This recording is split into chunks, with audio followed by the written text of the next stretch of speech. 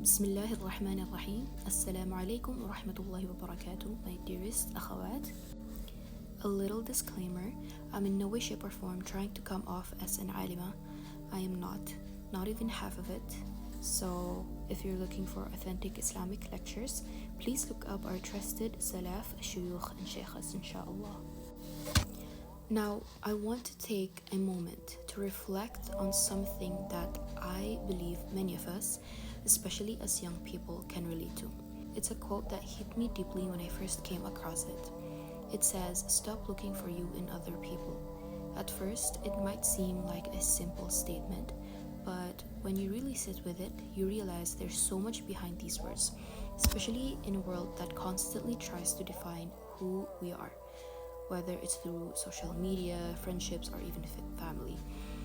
And there's this pressure to find validation in the people around us. This quote reminds us that no one can mirror who we truly are, and that is completely okay. In fact, it's powerful and uniquely beautiful. As a Muslim, I believe this ties into something much deeper, which is the concept of self-worth in Islam. Allah created each of us uniquely. He tells us in the Quran that we were created in the best of forms.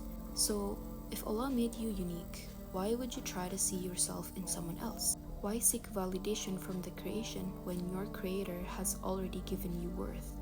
One of the biggest struggles I have faced, and I'm sure many others have too, is the temptation to compare yourselves to others.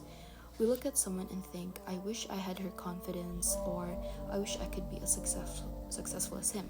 But what we fail to remember is that everyone has their own journey, their own set of challenges, and their own blessings.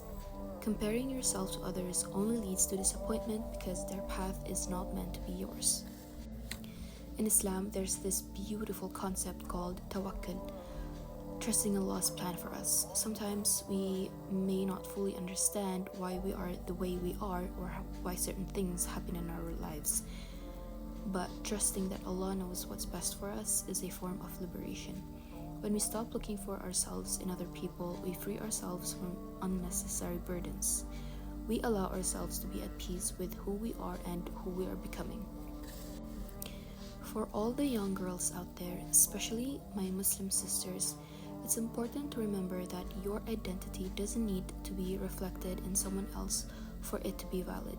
You don't need to be a replica of another person to feel worthy. The best version of you is the one that is rooted in authenticity and faith. There is a saying from the Prophet Muhammad ﷺ that I find deeply comforting. It says, "Whoever is pleased with Allah as his Lord, Islam as his religion, and Muhammad ﷺ as his prophet, will taste the sweetness of faith."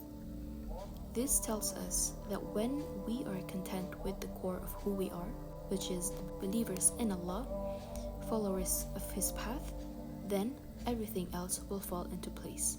The sweetness of faith is not in trying to be someone we're not, but in fully embracing the person we are with trust in Allah's wisdom. So let's stop looking for ourselves in others. Let's stop comparing our paths and our stories to those around us. Instead, let's focus on nurturing our own unique relationship with Allah, seeking His approval, not the approval of people who may never fully understand us anyway. May Allah bless you for joining me in this reflection, and always remember your journey is yours alone, and it's beautiful because it's uniquely designed for you. So until next time, stay strong in your faith and continue to trust in Allah's plan, inshallah.